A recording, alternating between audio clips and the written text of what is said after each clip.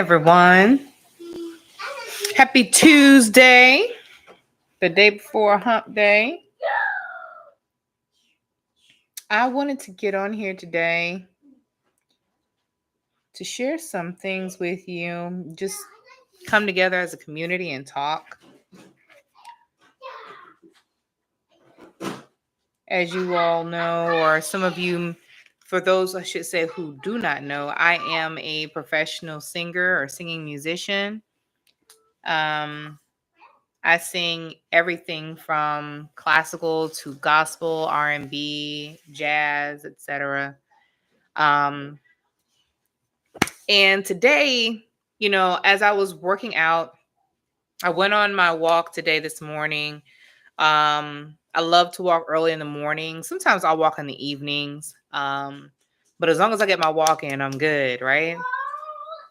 But it's just so interesting how life happens. So it took for me to go through a lot to really realize I needed to take more time to care for myself, care for my health and my well-being, not just my physical health, but my mental health as well, because it's so important. A lot of us, have a history of shunning mental health or really just not embracing it and understanding it. And this platform is definitely, I'm just going to tell you right now, is definitely open to it. I have a history of being a mental health counselor. And then too, with the things that I've experienced with my own life, it just has caused me to grow a greater appreciation for it. So, yes. So as a singer, I have definitely, especially being a child performer and growing up in the world of music and performance, I've grown to become more aware of things that need to really be addressed for singers and their health. If you are a performer, you already know what the lifestyle is like, especially if you happen to go to a performance school. You are constantly practicing, you're constantly in rehearsals, you're constantly taking classes and studying, meeting up with coaches. And, at some point, we all have to come to an understanding that we got to take care of ourselves. And there are a vast community of us who don't know how to do that. We don't. We just know how to show up for others. And, we don't know how to show up for ourselves in that way. So, and those are the people I'm addressing. Let me make this very clear, because not all singers have this problem. I have colleagues whom over the years I've realized, oh my gosh, you actually take care of yourself. And, I didn't grow up with that background at first, understanding what that was, or, how I should really tend to myself. So I'm bringing this on today because, these are some things that you don't want to do if you want to be a successful singer, or really successful in anything, but especially a successful singer. These are things that you don't want to do. You don't want to not exercise. You don't want to leave your body to be susceptible to getting sick, illnesses. You don't want to set yourself up for failure. What about those moments when, you really need to put more energy into your performance, or just into your daily lifestyle in general? It could be anything. Maybe you have a colleague that needs you to step up in a role for them, and you can't do it because you're sick, right? Or your mind is just foggy. These are things that I, in my past, have experienced. And I come to realize that it was due to another thing, which I'm about to say you don't want to do, which is eat bad. You don't want to eat bad foods. And I'm not talking about just stuff that's spoiled. I'm talking about, eating stuff that causes you to get hypertension, high salt, high sweet, high sugar, those types of foods, processed stuff. Too much of that is not good. And I do my best to stay away from the stuff as much as possible. As of the past few years now, I've had to realize, hey, I can't consume that stuff, like I used to. I can't. And so, by taking on that mentality of, hey, look, I have got to train like I'm an athlete. I take that so much more seriously now. There was a point where I didn't take it seriously because I didn't understand it. I was not aware. And people don't take advantage of things that they're not aware of, or at least, it has to hit them in the face and knock them down to the point where they're just like, okay, you see. Oh, there we go. We were focused. Good. But yeah, so I just wanted to bring this to everyone's attention that, hey, we got a serious problem here. We have people whom are dealing with an epidemic of obesity. We're dealing with an epidemic of denial that we need help. We're dealing with a lot of issues, and I know my worth even more so than I did before. And I definitely am an athlete. I'm not going to sit here and be like, oh no, I'm not an athlete. I'm definitely an athlete. Any good singer, any excellent singer will tell you that they're an athlete. We are athletes, and we have to take care of our bodies. We have to take care of our minds. So, um, I'm utilizing my platform, in Voice Launch, Masterclass, and Mastermind, all of my platforms, even with Joyner School of Music, whom I'm sure several of you would be aware of as well, because you may be students to our school or have children that go to our school. But I'm utilizing this platform because I want people to be aware that, hey, when you're in the world of music, you have to take care of yourself. I've been on a journey now for the past probably 3 years, and I would even say longer. I would say really altogether 5 years, because before the pandemic hit, I started changing and making a bit of a turn. Then I got pregnant and had my baby. So I had a little bit of a challenge there, and I'll be making another video on that experience later. But overall, I really feel like my mind took a bit of a change for the better. I want to say 3 years ago. Definitely hit me for real 2 years ago. Okay. And ever since it hit me like that, I've just been on myself, just constantly. Look, and I'm gonna tell you like this: if you make a change in your life, you're gonna have some moments where you're gonna backtrack by accident. You're gonna have triggers. You're gonna have things that's gonna happen to you. But as a singer, um, I would definitely say take note of what's going on with your habits. We as singers tend to keep a repertoire list, right?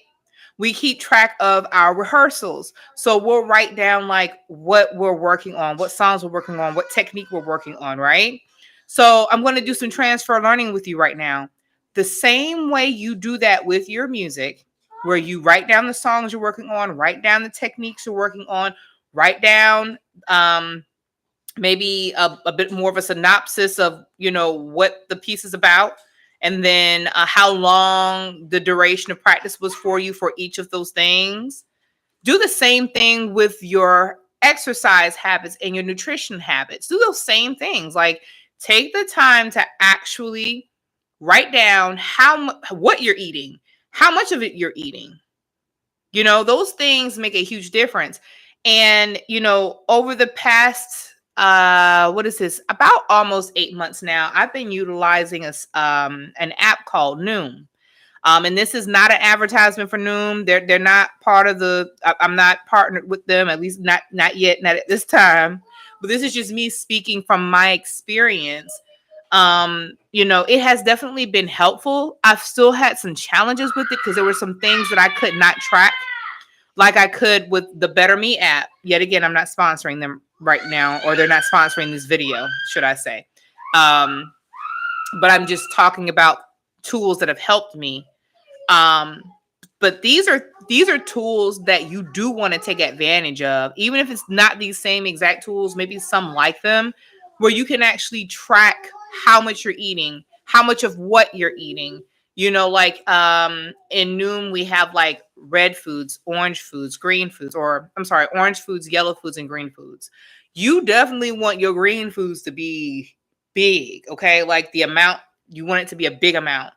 Your yellow foods, they'll be a little bit smaller, and then your orange food, that's the kind of food you want the least of, okay, in your diet.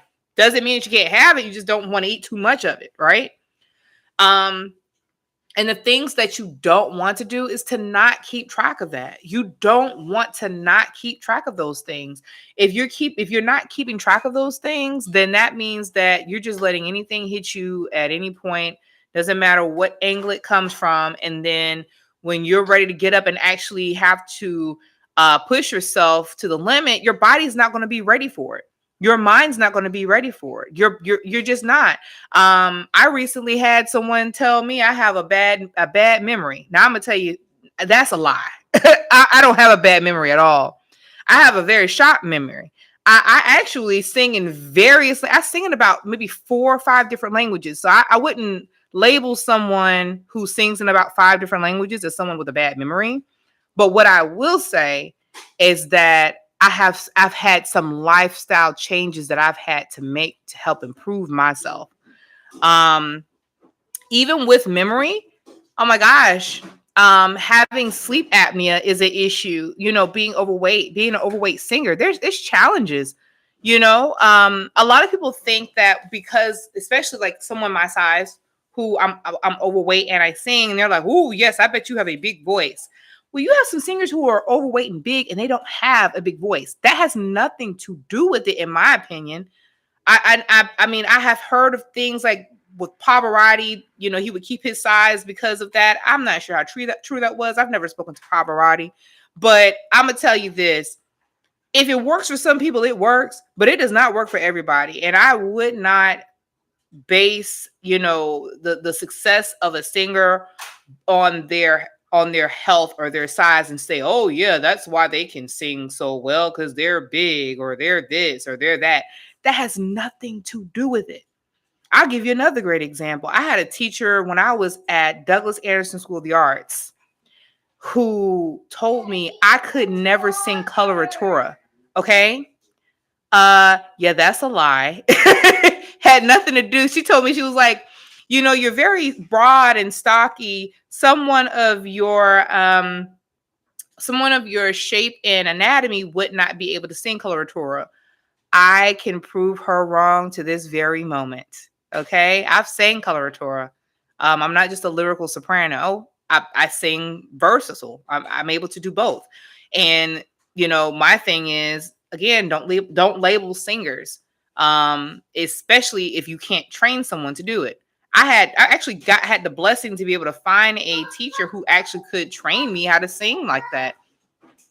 So, it's just, there's so many different things that, we have to consider though, is when it comes to our health and well-being, making sure that our body is in shape and our mind is clean of the negative distractions. And that even comes from the foods that we eat. We need to make sure that we're eating a lot of fruit and vegetables, the seeds and minerals that we need to have, like just things that actually fuel our body and our mind so that we can actually do the work that we need to do. Lower your stress levels. I know that that's another issue with people when it comes to stress to memory is if you're stressed, who the heck can memorize anything? That's just it's just unrealistic. So I hope that what I'm sharing today is really helping you all. I just wanted to check my notes real quick. Another thing too that you don't want to do is eat inflammation causing foods. I have noticed a huge difference in my ability to sing in certain ranges, as well as like when I'm singing in certain melismas. My body, when I'm eating healthy and I'm eating foods that don't cause inflammation, let me be very clear what I'm talking about, okay? Foods that cause inflammation are like animal products, basically. Animal-based products. So if I lay off chicken, if I stop eating cheese, if I don't eat animal milk or consume animal milk, these are things that cause inflammation, right? So if I don't eat those things, oh, honey, voice is on point, okay? All day long. Mine is on point. And this was the other crazy thing that I do not even understand. I remember when I started going to high school, I was in the School of the Arts, Douglas Anderson, and they would tell us, hey, the week before you perform, don't consume milk. Don't consume this. And it was all stuff like ice cream, anything that was animal product related. So I'm like, well, wait a minute. Years later, I'm like, well, if you knew that those foods could cause those issues, why then would you encourage people to eat it any other time? Like the times when you actually have to practice and rehearse, right? There's obviously something wrong. And they always tell you, well, you should practice how you perform, because how you perform is how you practice, right? Well, if I'm not at my best during my practice, then I'm darn sure enough not going to be at my best when I perform. Okay. So, these are just some things that I just want you to think about. I'm not here to make anybody become a vegan or a vegetarian, but I am here to help encourage you to make better choices with your nutrition and your lifestyle, so that you can be a much more of an effective singer and performer in your role. But yeah, so I'm getting ready to go. I just wanted to step on here and just, share this bit of information with you guys. I will have more to share soon. What I will do as well. All right, playing on my piano. I will share before I go one of my most favorite warm-ups, which is lip trills. Lip trills is when you blow air between the lips and it's like you're singing, you're maneuvering tones, pitches at the same time, up and down. So I'll demonstrate. This is C major.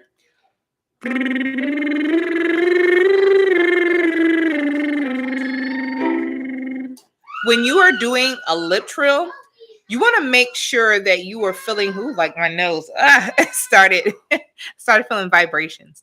So you want to make sure that as you are ascending, please, by the way, make sure that you have air where it needs to be. Okay.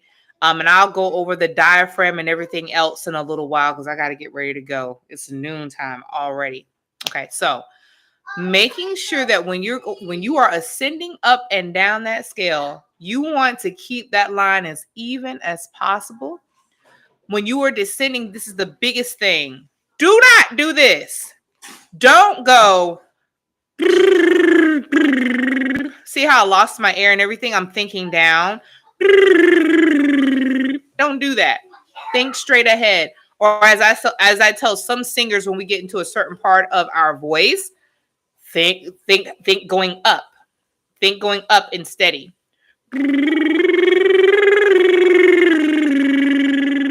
That way the sound is forward, it's resonating forward, it's projecting forward and not down. That way you won't go flat. So there's your tip for today. All right. I love you all. Stand by for Voice Launch Masterclass. Follow me on Instagram. I have my Voice Launch Masterclass on Instagram and on Facebook.